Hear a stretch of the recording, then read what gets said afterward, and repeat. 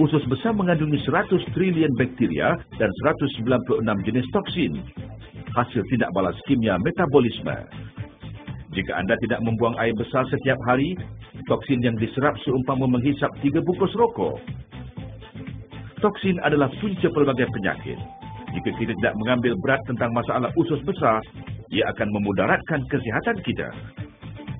Najis mudah tersangkut dan berkumpul di lipatan poket dalam usus besar. Dan lama-kelamaan, ia akan menjadi keras dan menyebabkan saluran usus tersumbat. Gambar ini menunjukkan najis keras yang terkumpul selama 20 tahun. Ususnya sudah berubah bentuk dan hilang fungsinya. Gambar ini menunjukkan bahagian usus yang mudah dijangkiti kanser usus.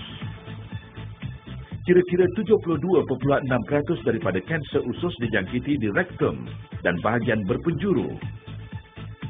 Sebab najis sering bertakung di bahagian ini dan paling banyak terdedah kepada toksin. Walaupun kita membuang air besar setiap hari, najis masih terkumpul dalam lipatan usus besar.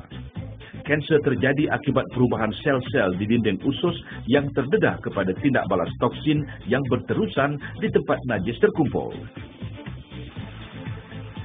Pakar-pakar Amerika telah melakukan bedah siasat usus 20,000 orang dan mendapati tiada seorang pun ususnya dalam keadaan normal.